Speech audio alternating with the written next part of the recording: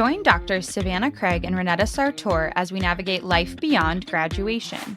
Real conversations about forging our own paths in our early years in our careers.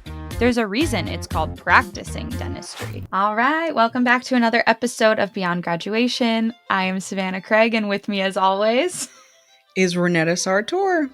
We're happy to be back. So this week, I think we wanted to talk about some, real things that are going on in our lives right now, and the idea of finding sort of experts and how these experiences in our own lives have given us a new perspective in patient care and building trust with our patients.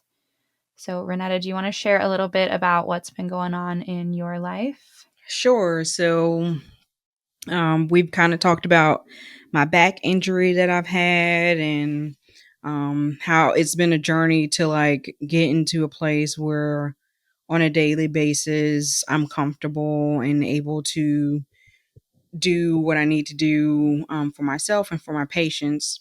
And so one of the things that's happened recently is I've been seeing a chiropractor for a couple of years.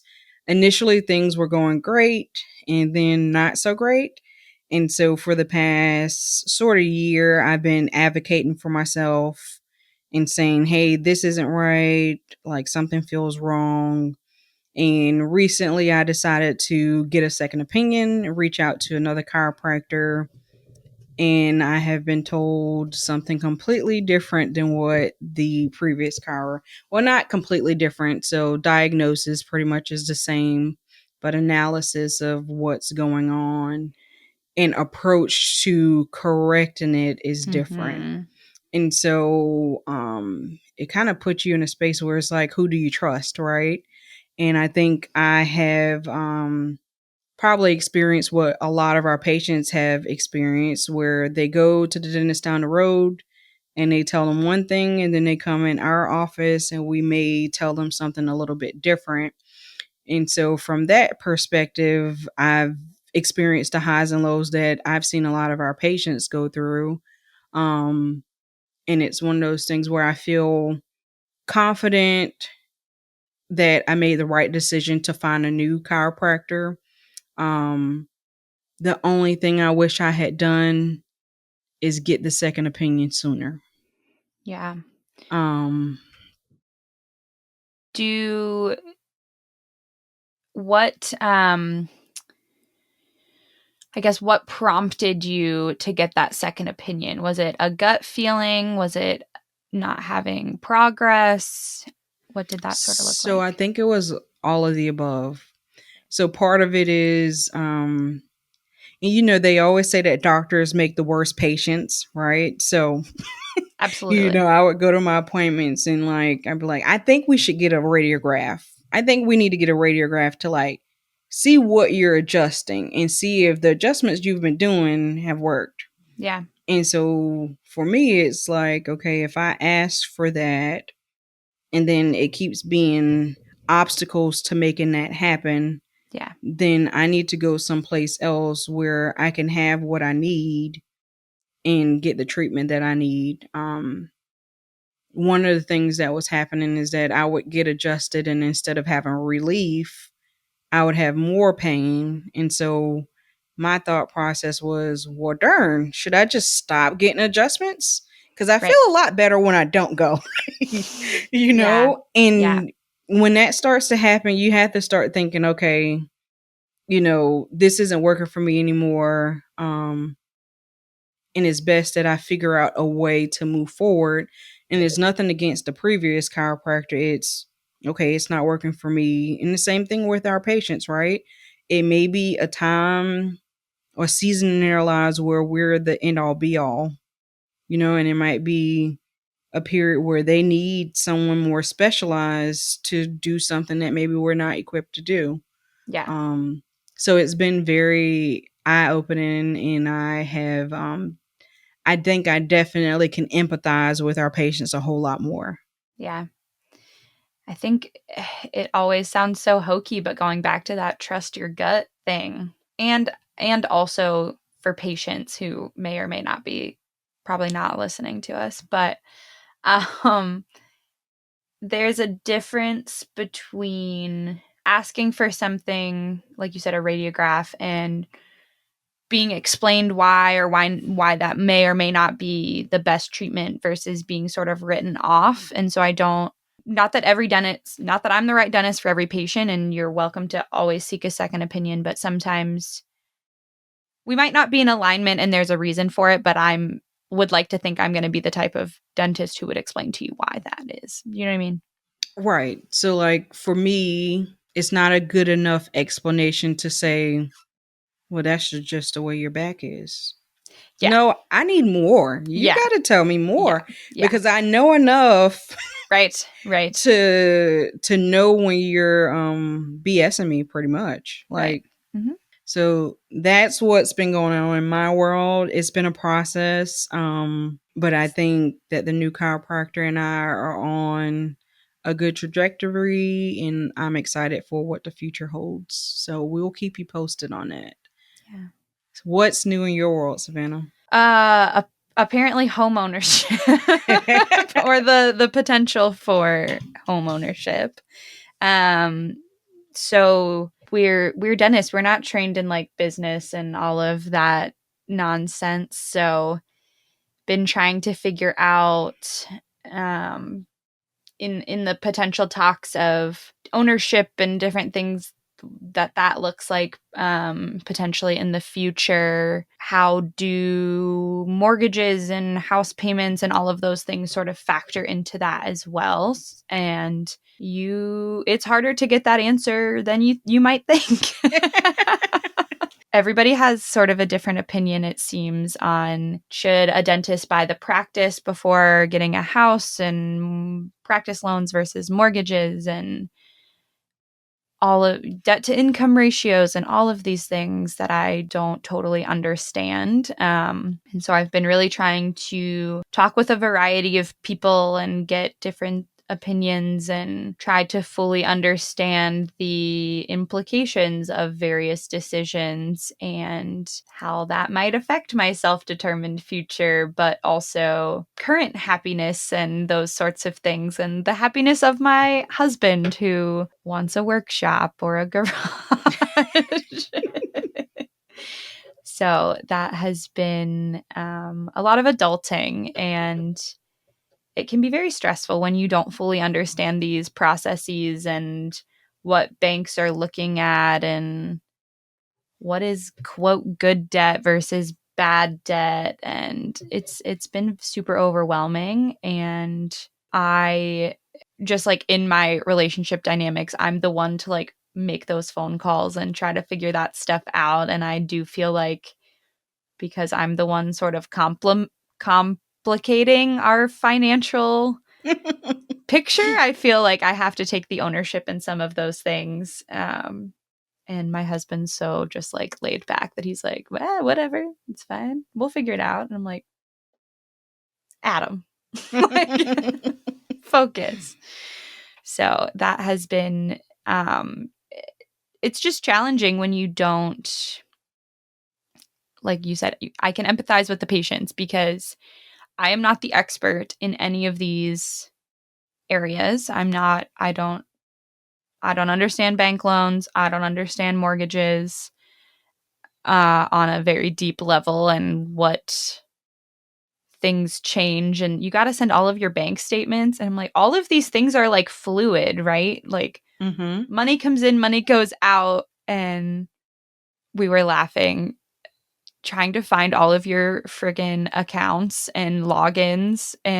Oh yeah, And I the was like, joy. do you think my grandparents just like showed up somewhat and was like, promise you I've got money? And the person that owned the home was like, sounds good to me. And they just like bought a house on a handshake, versus like I have to find 700 logins to, like, I don't know. It's a lot. It's a lot. I think it's going to be a fun and interesting journey for you, though. It is. It is. But like I said, Adam's just like, yeah, this is, if I have a garage, I'm good. And I'm like, bro, there's more to it than that. Yeah, I think And then I'm like the worst person for you to ask advice to because, like, you know, everyone pretty much says that you get the practice first and then the house. And then you're like, well, Ronnetta, what did you do? And I'm like, I definitely didn't do that. But I think part of it was because I mean, it was a time when interest rates were like little or nothing. Absolutely. But I've been talking to all of these banks and they're telling me that you should do the mortgage before the practice because of when you become, I guess, an owner, your income is looked at as owner income and they sort of ignore any previous work history. And please, people, if you're listening and you're in banking and you can explain these things to us, please chime in. But yeah, so they were saying if you wait until you're an owner, you have to almost wait 2 years to prove your like income. I got it. And so they were like, it's basically before you buy anything or buy into anything, or like 2 to 3 years after. That would make sense though, because from a practice standpoint, like I bought my practice almost 3 years ago, but a lot Uh-huh. of times banks love to see 2 years worth of historicals once I've taken over. Right. Because to them, like what the previous owner did has nothing to do with me. Right. So I definitely can see that. But you're right. How are you supposed to know? Like, what if you were waiting? And the good part is that you were making those phone calls and talking to people, so you have like more of a clue of what's going on and what to do. But just imagine if you hadn't, and let's just say your rent, fingers crossed it doesn't, but let's just say it goes up tremendously like next year, and you're like, oh, I should have. Right. Right. Yeah. Which is why I'm a crazy person who makes all these phone calls. And my husband's like, it'll be fine. And I'm like, Adam, it's only fine because I called 1,000 people to get the answer. I mean, it's fine for him, right? Yeah, right. Yeah, he's right. He's right then. He's chilling. Yeah. But yeah, so I thought that was super interesting because so many people, even in our Ignite group chat, were like, no, no, no, banks want to see you get the practice first. And I understand that from like a location standpoint, right? You're not going to want, if you're not sure where you're going to practice, you don't want to necessarily buy a house and then be like, oh shoot, I'm going to actually practice an hour and a half from here. But no, I guess no, in theory, that you're going to have to like wait a while, I guess. I don't know how true it is, but I can think my thought process too is a lot of people assume that when you transition from being the associate to the owner, your income is going to go up too. Right. And so you have more opportunities for houses that you may not have been able to look at as an associate. So that may be another aspect of it. But I think a lot of it has to do with that financial sheet that the bank wants you to fill out. Like the office is an asset. Right. One more asset that you have that you didn't have as an associate, you know? Right. Because they know, okay, well, she doesn't pay, we can, she should be able to borrow from the office or something to pay. Right. And I don't know, again, I know nothing about banking, but I'm assuming the practice kind of looks like an asset and a liability depending on your like loan position and debt on the office. Mm-hmm. Probably. Yeah, I can see that. I mean, it's kind of like how people talk about houses too. Like, is a house an asset or is it a liability? Like especially if Both. it's one that you're living in and not like Renting out. renting. Yeah. Yeah.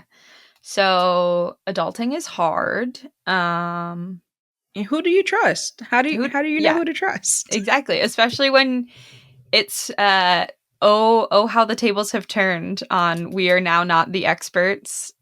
Not that we've ever claimed to be the experts in chiropractic or banking. And I do think it's back to that like gut feeling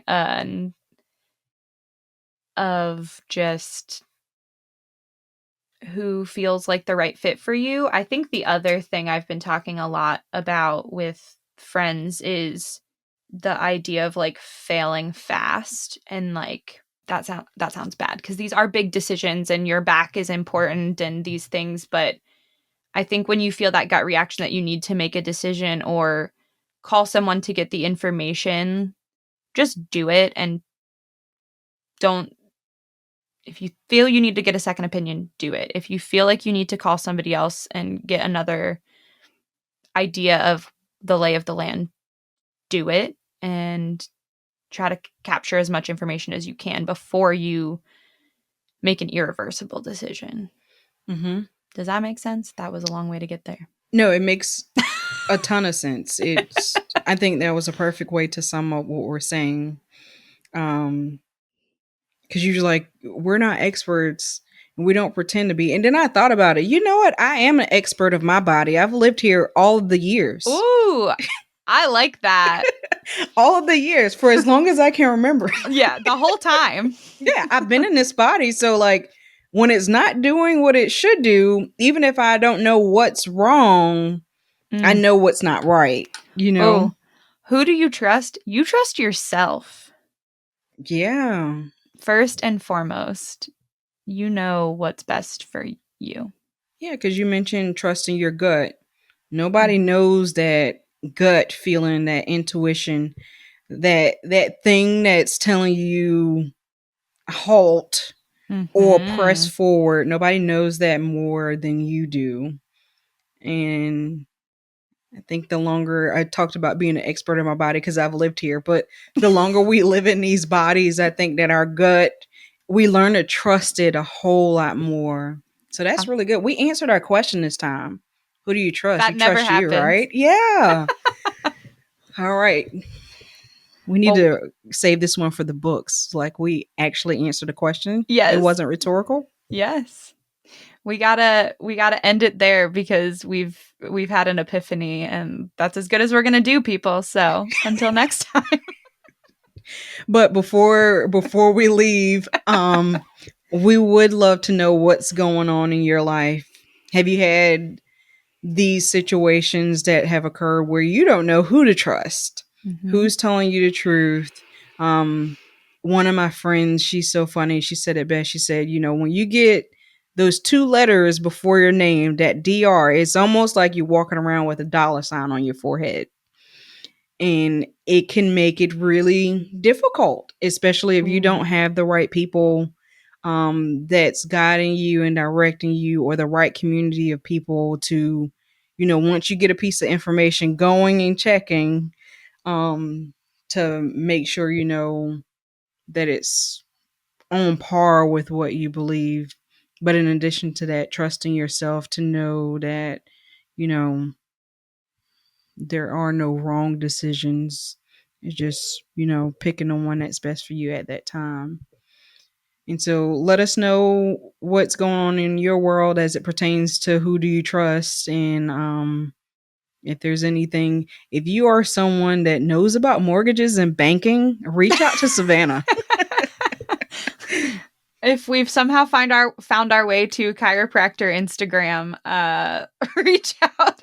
Right. Or if you have any exercises that has helped you to like strengthen your core, or if you have experienced back pain or any type of pain, and you've worked your way through it, I would love any information or resources you all have. So on that note, until next time, we'll talk to you soon. Thank you for joining us for this episode of Beyond Graduation. If you enjoyed this week's episode, be sure to share it with a friend. Connect with us on social media at Savanah Craig DDS and at Dr_Sartor. And remember, you are not alone on this journey. Thank you for listening to Beyond Graduation, brought to you by Ignite DDS and Future Dentists. This episode was sponsored by Ignite DDS Coaching. We build self-determined futures. For more information, please reach out to the Ignite DDS team.